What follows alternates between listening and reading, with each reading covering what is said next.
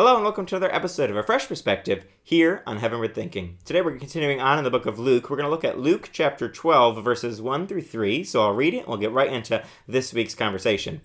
Meanwhile, when a crowd of many thousands had gathered, so that they were trampling on one another, Jesus began to speak first to his disciples, saying, "Be on your guard against the yeast of the Pharisees, which is hypocrisy. There is nothing concealed that will not be disclosed, or hidden that will not be made known. What you have said in the dark will be heard in the daylight, and what you have whispered in the ear in the inner rooms will be proclaimed from the roofs." As we look at this short section, it's an important one. What can we see here? Well, again, I think what Jesus said is so important, right? He says, beware of the Pharisees, right? Be on your guard against the leaven of the Pharisees. That little bit that grows and makes things get out of control. And that's what hypocrisy does, right? When we start looking to people to be and do what we're not willing to be and do, that's what causes the division. That's what causes the problems in churches.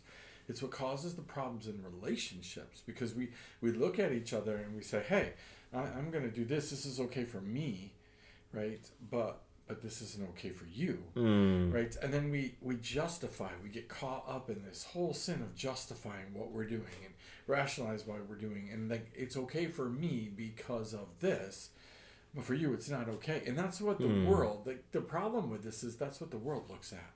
The world is looking at what we're doing, who we say we are, and then what we're doing. And they're saying, it doesn't match up. Why is it okay for you to be angry and filled with hatred and jealousy and cause problems at work and division and all these things? But tell everybody else you're a Christian, they shouldn't be doing that. So literally, we have people all the time. It's funny because it's the Moses thing, right? Moses kills the Egyptian, and then he tries to break up the Hebrews, and they look at him and go, "What are you talking about? We just watched what you did. Are you going to kill us too?" That's that thing. And Moses could have said, "Well, I was trying to save you. I was trying to help you." It's at the root of everything we do. It keeps us from listening to other people. It keeps us from being examples to other people. It keeps us from a ton of stuff because we start looking at what we do and say it's not the same. Absolutely. Yeah. This may be a short section, but it's like you said, so important because this yeast, or in your version, leaven, it's so deadly because, as you mentioned, it just grows and becomes this crazy thing. And it's what people are constantly looking at. When they look at Christians and they see Christians being hypocritical, like the Pharisees were, where they were saying one thing and making people do one thing, and then they could do what they wanted, and their actions weren't lining up with their words. That was a huge problem. Jesus called it flat out right here. But we do the same thing today as Christians. The world looks at us and sees hypocrites constantly when we claim to do one thing or claim to be one thing, and then we do something completely different. Or when we're pointing out other people's sins, and then when they look at us, our life is just a train wreck. And we, like you mentioned, we make lots of excuses for us and why we do things or why we say things, but we aren't allowing other people to have those same excuses. We just judge them immediately, and we just condemn those people, but not ourselves for our sin. And Jesus makes it very clear. There's nothing that you're going to be able to hide. God sees everything. And so if you think that you're going to get to just call out other people's mess and that your mess is so hidden that no one's ever going to see it, Jesus says that's not the case. Yeah, again, it's...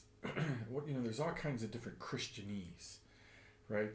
But one of the things we love to say is, well, you don't understand, right? We tell people all the time, you don't understand. No, really what that is code for is, yeah, you caught me, and you just don't get why it's okay for me and not for you, right? And again, it really truly is just, it's intertwined into everything we do. This whole concept of why it's okay for me to speed, but you not to speed, right? I'm going to call you out on how you treat your family, but I can do this because you just don't understand, right? Like, my situation's different, right? It's at work, right? I'm not honorable, respectful things at work, but I want you to be, right? The biggest thing is just really, truly in the whole forgiveness area. We're constantly telling people they need to forgive and forget and move on, while we tell people, yeah, forgiveness is a process, I'm working on it, right? You need to go and talk to this person right now, but for me, it's a process. I'm praying about it. I'll get there eventually, right?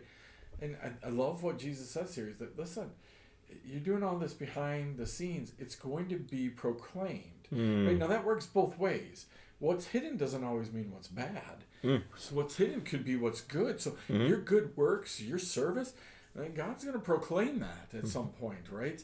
I'm going to, like, all the things that Daniel did to be a man above reproach, right? Eventually, that was all proclaimed, right? All of a sudden, it's made known to everybody that he prays all the time, right? Up to that time, nobody cares, right? But these bad guys, and then they reveal it, and look at what God does with it.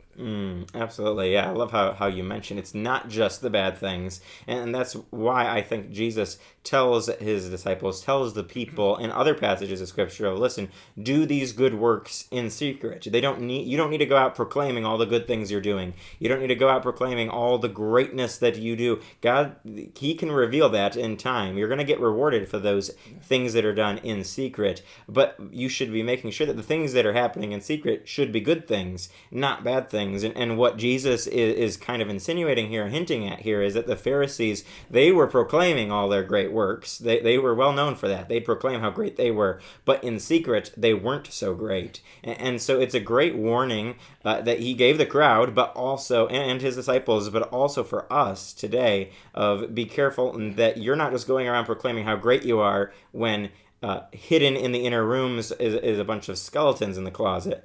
We want to make sure that what we are doing in secret is good and pleasing to God, and then at the right time, he can amplify that when he decides, not us. Yeah, perfect. Well, we hope that you've been challenged and encouraged by this, and you'll join us next time for another episode of A Fresh Perspective here on Heavenward Thinking.